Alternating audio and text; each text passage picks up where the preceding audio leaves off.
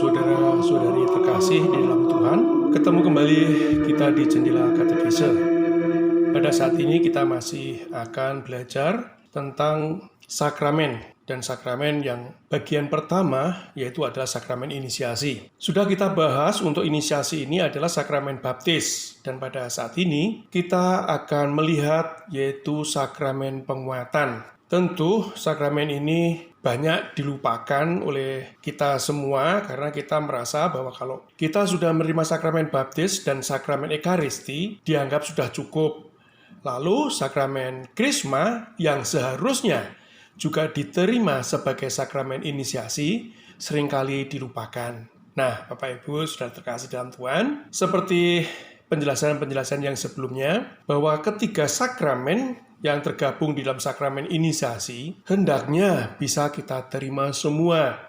Jadi setiap orang beriman harus menerima tiga hal itu minimal ya. Jadi sakramen baptis, juga ekaristi, dan yang ini inisiasi sakramen krisma. Yuk mari kita bersama-sama mempelajari tentang inisiasi, terutama untuk sakramen krisma ini. Bapak Ibu, saudara terkasih di dalam Tuhan, pertama-tama kita akan melihat tempatnya sakramen krisma atau sakramen penguatan ini di dalam kitab suci. Saya hanya mengambil dua bahan aja dari kitab suci. Perjanjian Lama, saya menggunakan satu perikop, lalu juga Kisah itu adalah satu perikop untuk perjanjian baru. Di dalam perjanjian lama kita akan melihat dari Yesaya bab 61 ayat 1. Saya bacakan bunyinya sebagai berikut. Roh Tuhan Allah ada padaku, oleh karena Tuhan telah mengurapi aku. Ia telah mengutus aku untuk menyampaikan kabar baik kepada orang-orang sengsara dan merawat orang-orang yang remuk redam hatinya, untuk memberitakan pembebasan kepada orang-orang tawanan dan kepada orang-orang yang terkurung kelepasan dari penjara. Saudara terkasih dalam Tuhan, di dalam perjanjian lama, terutama di dalam kitab kenabian, ini yang saya kutip adalah dari Yesaya, sudah didengungkan, sudah diwartakan bahwa akan datang yaitu Mesias. Mesias yang dipenuhi oleh Roh Allah, yang dipenuhi oleh Roh Kudus, untuk apa? Untuk membawa umat ke dalam kebaikan, dalam persatuan total dengan Allah, dengan Roh Kudus itu. Jadi dari kutipan Yesaya tadi dinyatakan bahwa Roh Allah ada padaku. Ini nanti akan hadir di dalam diri Kristus yang adalah Allah, yang adalah Putra Allah, yang adalah anak domba Paskah yang dikorbankan untuk penebusan dosa manusia.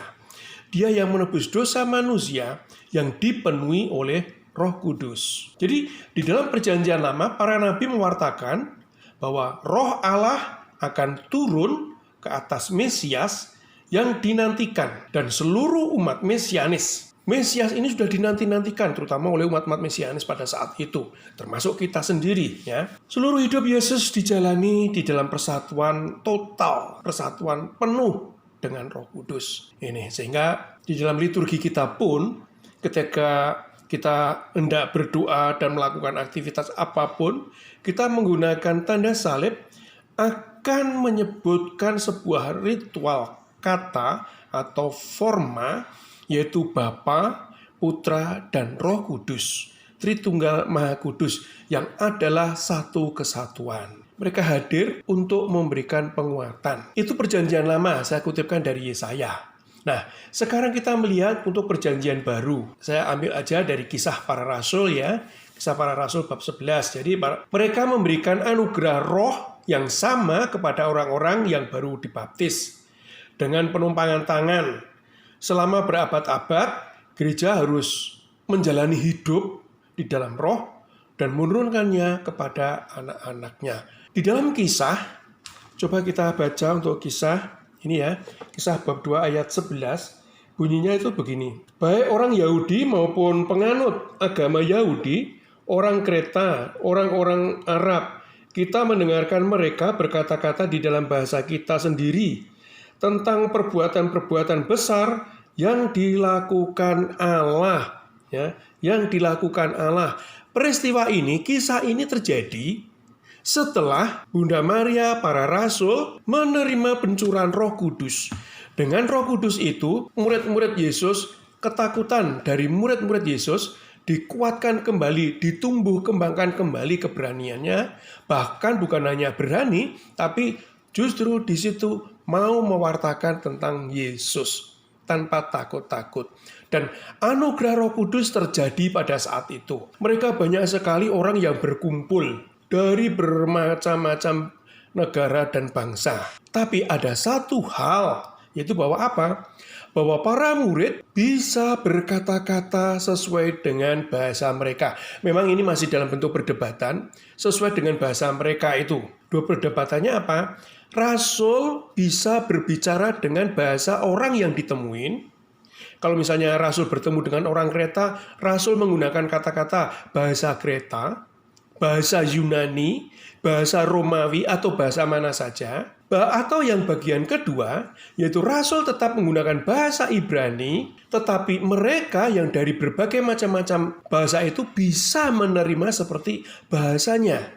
Meskipun Rasul menggunakan satu bahasa, yaitu bahasa yang dia bisa, yaitu Ibrani. Itu nggak penting, ya, itu nggak penting. Tapi yang penting yaitu bahwa Roh Allah telah hadir kepada para murid dan dia bisa mewartakan dan bisa dimengerti oleh orang yang hadir saat itu. Jadi Yesaya mewartakan bahwa Roh Allah hadir padaku, Roh Allah ada padaku. Dengan Roh Allah yang hadir padaku itu di dalam kaum Mesianis, umat-umat Mesianis, termasuk di dalamnya jemaat perdana yaitu para rasul, di bawah bimbingan Petrus, dia mewartakan kepada mereka semua dan mereka mengerti dan mereka banyak sekali yang bertobat. Ini anugerah Roh Kudus, ini penyertaan dari Roh Tuhan, Roh Kudus. Ini mungkin kalau kita mau melihat secara sederhana bagaimana pendasaran dari perjanjian lama maupun perjanjian baru. Dan saya membuat sangat simpel sekali. Saya hanya mengambil satu bagian dari perjanjian lama, satu bagian dari perjanjian baru yang mungkin lebih dekat atau erat hubungannya dengan krisma itu sendiri atau penguatan. Nah, Bapak Ibu Saudara terkasih dalam Tuhan, saya tadi bicara kadang krisma, kadang penguatan, ya. Kadang krisma, kadang penguatan. Mana sih yang benar? Ini krisma atau penguatan? Penguatan apa krisma? Saudara terkasih, memang pada saat-saat itu kita lebih sering mengatakan sakramen krisma, ya. Kita sakramen krisma. Tetapi kemudian hal itu dikoreksi, ya sakramen krisma kita pasti tetap akan tahu yang dimaksudkan, ya. Tapi mungkin lebih tepatnya kalau kita mengatakan sakramen penguatan. Krisma itu sendiri ya memang nggak salah, ya. Memang orang mengatakan itu juga nggak salah. Tapi krisma itu sendiri artinya adalah minyak. Ini sakramen minyak. Jangan sampai nanti disalah tafsirkan perminyakan berarti untuk orang sakit. Nah ini supaya tidak terjadi kekeliruan yang seperti itu. Apa sih sebetulnya krisma itu? Disebut dengan krisma ini di dalam gereja-gereja timur ya terutama, ya. Ini artinya adalah pengurapan dengan minyak suci. Pengurapan dengan minyak suci. Minyak suci ini apa? Minyak yang dibuat yang namanya adalah miron. Miron itu adalah biji sesawi hitam, ya. Biji sesawi hitam ini atau disebut juga dengan krisma, ya, biji sesawi hitam yang disebut dengan krisma itu. Lalu minyaknya diambil, ya. Biji dari sesawi itu minyaknya diambil. Ini yang dinamakan adalah minyak miron atau minyak krisma. Ini, ya, minyak krisma. Lalu gereja tidak hanya mengoleskan minyak itu, tapi diberikan kata-kata sebagai peneguhan. Itu pengertian dari krisma. Jadi krisma itu sendiri adalah sebetulnya minyak miron, ya, yang dari biji sesawi itu. Ini kalau gereja-gereja timur, gereja Yunani masih menggunakan minyak-minyak yang seperti itu. Sedang pengertian dari penguatan, ini ya, penguatan kalau tadi krisma, ya krisma itu artinya minyak. Sedangkan penguatan mungkin lebih pas ini. Karena sakramen ini benar-benar ya bertujuan untuk menguatkan dan memperkokoh rahmat sakramen pembaptisan. Ingat, ketika kita dibaptis, seperti Yesus juga dibaptis, Roh Kudus turun kepada mereka. Roh Kudus turun kepada Yesus. Ini. Ketika kita dibaptis, Roh Kudus juga dihadirkan kepada kita. Kita diberi Roh Kudus. Nah, pada sakramen penguatan, kita semakin diteguhkan, kita semakin dikuatkan. Ini ya, kita semakin dikuatkan. Jadi dari situ pengertiannya kalau dari penguatan itu adalah lebih kepada akibat dari sakramen itu. Ini. Sedangkan krisma lebih pada bahannya. Bahannya yaitu adalah miron, minyak. Lalu orang mengatakan, ya udah sakramen minyak krisma. Nah, seperti itu. Jadi krisma itu sendiri adalah minyak. Ini. Sedang yang dimaksud dengan sakramen penguatan adalah sakramen peneguhan, sakramen pendewasaan. Itu. Sehingga gereja sekarang juga tidak salah dengan kata-kata pendewasaan itu, terutama nanti kalau kita membahas di dalam sakramen perkawinan. Kenapa pada saat ini ketika seseorang hendak menikah, biasanya pastor paroki akan menanyakan, sudah krisma apa belum?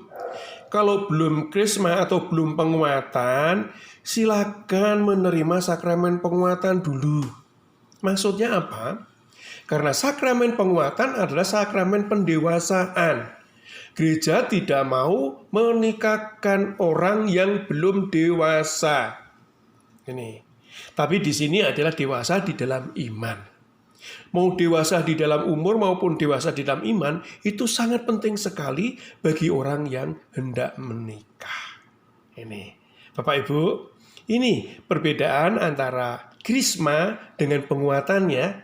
Ini krisma dan penguatan. Sehingga kita tahu benar apa yang dimaksud dengan krisma, apa yang dimaksud dengan penguatan. Meskipun kita sama-sama tahu maksudnya ya sakramen itu, tapi bahwa krisma adalah minyaknya. Minyak yang dibuat untuk memberikan apa penguatan. Sedangkan penguatan adalah nama yang diberikan untuk sakramen itu. Yang mempunyai kandungan maksud adalah menguatkan iman seseorang yang telah dipermandikan. Ini sekaligus mendewasakan orang yang apa? Yang telah dipermandikan. Ini. Nah, berikutnya, saya biasanya kalau membahas tentang sakramen, saya akan melihat formanya apa, materianya apa. Di sini pun juga, kalau di dalam sakramen pembaptisan mungkin kita masih ingat, materinya apa dan formanya apa. Kemarin sudah saya jelaskan. Materi dari sakramen pembaptisan adalah air. Ya. Materinya adalah air, kecuali di dalam keadaan darurat. Ini ya, kecuali dalam keadaan darurat. Tapi tetap materinya adalah air. Mau diguyur, mau dicelupkan, mau direcekkan, materinya adalah air. Hanya kecuali di dalam keadaan darurat, jauh dari air, dan saat itu sedang kecelakaan sampai berdarah-darah, ya udahlah dengan ibu jari kita lalu membuat tanda salib di dahinya sambil mengatakan formanya itu. Ini kalau memang tidak ada darurat ya, seperti itu apa adanya. Seperti itu. Ini ya. Jadi materinya kalau sakramen baptis adalah air.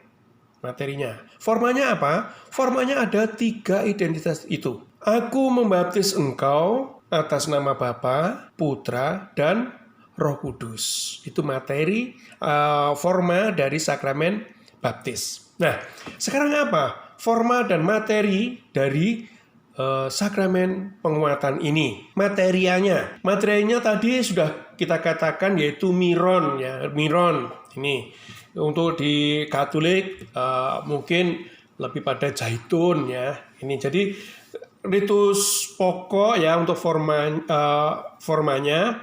Ritus pokok sakramen penguatan ialah pengurapan dengan minyak krisma suci. Minyak yang dicampur dengan balsam dan diberkati uskup yang dilaksanakan dengan penumpangan tangan petugas gereja, uskup atau wakilnya, yang mengucapkan kata-kata sakramental dari ritus tersebut. Ini minyak krisma, ya minyak krisma di Katolik itu diberkati ketika apa? Ketika saat itu, dan disitu disebut sebagai ekaristi minyak krisma.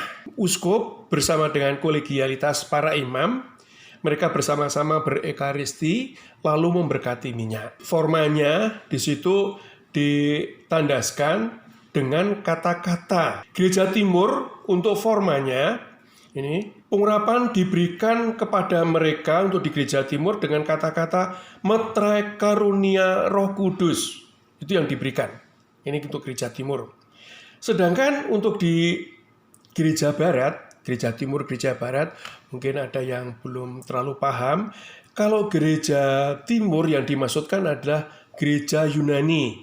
Sedangkan Gereja Barat adalah Gereja Romawi. Kita itu termasuk Gereja Barat, yaitu Gereja Romawi. Nah, untuk Gereja Barat atau Gereja Rom, itu dengan kata-kata, semoga engkau dimeteraikan dengan karunia Roh Kudus. Agak panjang untuk Gereja Barat, ya. Semoga engkau dikaruniakan dengan Roh Kudus. Sedangkan Gereja Timur, meterai karunia Roh Kudus. Lebih simpel, lebih singkat. Tapi untuk materianya sama, yaitu minyak. Ya, minyak. Kalau Katolik itu tadi dicampur balsam, diberkati ketika Kamis Putih. Kamis Putih pagi, jadi misa Krisma. Sedangkan kalau Gereja Timur, tadi formanya adalah meterai karunia Roh Kudus, banyak adalah miron. Ya, miron tadi ya. Ini, jadi dari biji sesawi hitam, ini yang diambil minyaknya. Itu, jadi forma dan materianya adalah itu. Jadi kata-kata yang mengiringi pemberian dari krisma itu. Kalau di Gereja Barat, ketika uskup memberikan krisma itu, biasanya uskup memegang dahi dari para krismawannya atau krismawatinya sambil mengucapkan kata-kata itu, jadi dengan minyak di dahinya, dengan membuat tanda salib dan menggunakan kata-kata tadi, ya. Semoga engkau dimeteraikan dengan karunia Roh Kudus. Setelah itu menepuk bahu 3 kali atau berapa, ya adalah itu biasanya uskupnya lah ya, menepuk beberapa kali di bahunya. Itu kalau zaman dulu masih zaman-zaman Romo-Romo Belanda, bukan menepuk bahu tapi dengan pipi, pak begitu. Ya sebetulnya pelan. Cuman antara wajah kita dengan tangan-tangan orang-orang Belanda, orang-orang Barat sono lain ya. Wajah kita cukup kecil, sedangkan tangan-tangan orang sono cukup besar. Jadi kelihatannya meskipun pelan aja sudah penuh dengan wajah kita. Makanya kalau kamu ingin di Krisma ya berarti ditempeleng sama uskupnya. Kelakarnya adalah seperti itu. Itu zaman dulu. Tapi kalau zaman sekarang sih tidak. Jadi uskup mengepuk bahu dari krismawan atau krismawati itu. Ini. Jadi yang memberikan adalah uskup, kecuali uskup mendelegasikan kepada imam yang ditunjuk. Uskup pun juga memberikan hak atau wewenang dalam keadaan darurat, diberikan kepada imam. Misalnya ketika pembaptisan dewasa, yang dibaptis sudah sepuh banget dan tidak mungkin menunggu uskup datang, ya udahlah imam itu sendiri yang diberikan kuasa untuk untuk memberikan krisma itu. Jadi dibaptis sekaligus diberikan krismanya. Ini beberapa kali saya melihat juga imam-imam melaksanakan seperti itu. Kalau di Gereja Barat, di Gereja Timur maksud saya, itu bukan hanya uskup, tapi imam langsung sudah diberikan hak untuk memberikan sakramen itu. Karena Gereja Timur itu kelihatannya lebih senang memberikan sakramen baptis adalah kepada orang dewasa. Ini, apakah tidak memberikan sakramen baptis bagi orang bayi? Ada, tapi kelihatannya lebih cenderung untuk memberikan sakramen baptis kepada orang yang dewasa. Sehingga tiga-tiganya bisa diberikan sekaligus. Dibaptis, di krisma, sekaligus ikut di dalam perjamuan. Ya, sekaligus ikut di dalam perjamuan kudus. Jadi sakramen inisiasi langsung diberikan sekaligus. Ini. Tapi untuk Gereja Barat, Gereja Roma, karena mengalami banyak tahap, bayi pun sudah dikatakan bahwa bayi pun juga butuh keselamatan dan menjadi tanggung jawab orang tua untuk mendidik secara Kristiani, maka bayi pun juga dibaptis. Sehingga untuk menerima sakramen krisma harus menunggu nanti anak ini setelah menjadi dewasa. Dan itu diberikan haknya itu kepada uskup. Ya, kepada uskup. Tetapi kalau ini memang dalam keadaan darurat, bisa imam untuk melaksanakan sakramen tersebut. Nah, Bapak Ibu, Saudara terkasih di dalam Tuhan, coba sekarang kita akan melihat tentang buah-buah dari sakramen penguatan ini. Ya, buah-buahnya. Buah sakramen penguatan ialah pencurahan Roh Kudus secara khusus seperti hari Pentakosta. Pencurahan Roh Kudus seperti pada hari Pentakosta. Kita dengan penuh iman, ketika kita menerima sakramen Krisma, kita menerima Roh Kudus. Sebagaimana gereja perdana, sebagaimana para rasul juga menerima sakramen tersebut. Ketika para rasul dicurai Roh Kudus, ini pula yang kita terima. Ini Bapak Ibu. Nah, yang kedua, pencurahan ini memberikan metre yang tak terhapuskan atau yang disebut sebagai metre kekal yang hanya bisa kita terima sekali saja. Menumbuh kembangkan rahmat sakramen pembaptisan. Tadi sudah saya katakan. Jadi fungsi sakramen ini adalah meneguhkan kembali, mengokohkan kembali, menguatkan kembali. Dari apa? Dari sakramen pembaptisan. Sakramen ini membuat si penerima masuk lebih dalam menjadi putra-putri ilahi. Mempererat hubungannya dengan Kristus dan gerejanya. Menjadi satu, ya, menjadi dalam satu kesatuan di sini, ya. Ini. Dan memperkuat anugerah Roh Kudus di dalam jiwanya. Jadi orang yang menerima ini dikuatkan dengan Roh Kudus. Mereka dijiwai oleh Roh Kudus itu. Sakramen ini memberikan kekuatan khusus di dalam memberikan kesaksian iman Kristen. Harapannya mereka sudah dewasa di dalam iman. Ya, dewasa di dalam, bukan hanya dewasa di dalam fisik, di dalam umur, tapi juga dewasa di dalam iman. Dengan demikian, sakramen Krisma hanya dapat diterima bagi orang yang telah dibaptis. Dan sakramen ini hanya dapat diterima satu kali saja. Ini ya, karena sakramen ini adalah bermetre kekal tadi. Agar penerimaan sakramen penguatan berdaya guna, calon harus berada di dalam keadaan berahmat. Calon harus di dalam keadaan berahmat. Apa maksudnya? Orang yang telah menerima sakramen baptis, orang yang sudah menerima sakramen Ekaristi, mereka juga punya kewajiban untuk sakramen rekonsiliasi atau sakramen pengakuan dosa. Maka untuk menerima sakramen Krisma, hendaknya dalam menerima sakramen penguatan atau Krisma ini, hendaknya orang itu juga di dalam keadaan berahmat. Maksudnya apa? Di dalam keadaan suci. Untuk menerima yang suci, jadi kalau mau menerima yang suci, tempatnya pun juga harus kudus. Tempatnya pun juga harus suci. Itu ya. Ini. Jadi si calon juga harus ada pengakuan dosa. Sudah harus ada pengakuan dosa. Karena pengakuan dosa bagi orang terbaptis kapanpun boleh. Ini kapanpun boleh. Jadi tidak perlu ada pengajaran-pengajaran khusus. Jadi harus di dalam keadaan berahmat, ya. Harus ada dalam keadaan berahmat. Lalu pelayan. Tadi sebetulnya sudah saya singgung sedikit ya tentang pelayan sakramen Krisma.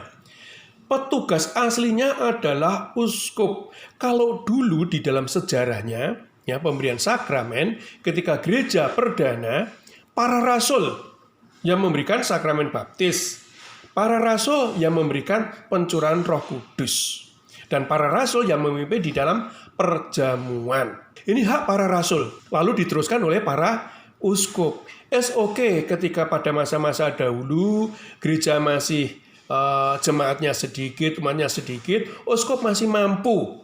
Ini. Tapi ketika perkembangannya semakin luas, uskup pun butuh apa? Butuh pembantu-pembantunya, maka mengangkat para imam yang harus ditahbiskan dan sebagainya itu. Ini, para imam diberi hak wewenang, ya, hanya kecuali 2 sakramen yang tidak bisa diberikan, yaitu sakramen Krisma dan juga sakramen imamat. Ini hak atau prerogatif dari uskup.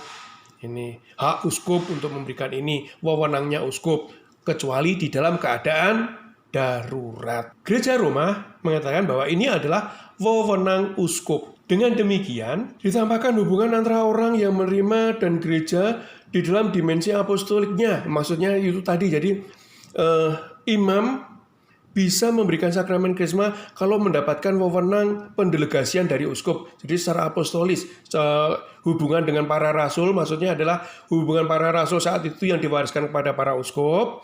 Lalu para uskup karena tidak mampu atau ada halangan tertentu bisa mendelegasikan kepada para imam. Ini secara hubungan apostolisnya. Jika yang melaksanakan sakramen ini adalah seorang imam, biasanya yang terjadi di dalam gereja Timur, dalam kasus-kasus yang juga terjadi terutama di gereja barat, hubungannya dengan uskup dan gereja diungkapkan oleh imam yang menjadi pembantu atau istilahnya kolaborator.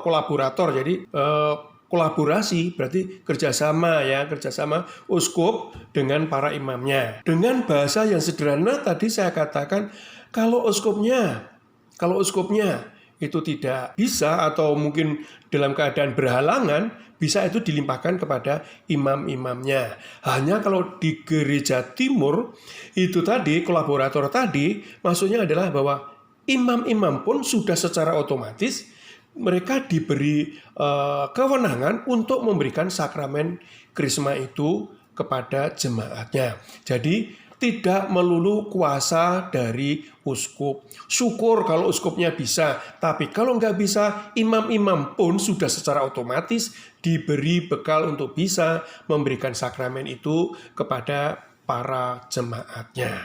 Ini. Sedangkan Katolik lebih memprerogatifkan ini, sakramen ini adalah uskup yang memberikan, kecuali di dalam keadaan tertentu, uskup memberikan pendelegasian kepada imam-imamnya.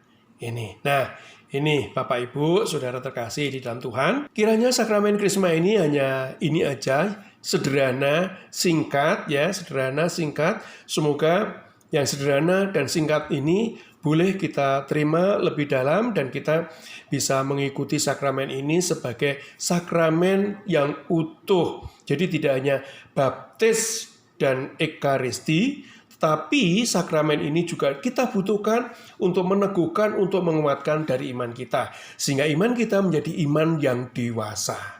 Bukan iman yang mudah lemah, mudah jatuh, tapi iman yang dewasa. Kita bisa jatuh, itu pasti karena manusia. Kita lemah, iya. Tapi dengan pertolongan Roh Kudus, dengan sakramen ini, kita semakin hari akan semakin didewasakan. Mudah-mudahan tidak jatuh di dalam lubang yang sama. Amin. Terima kasih.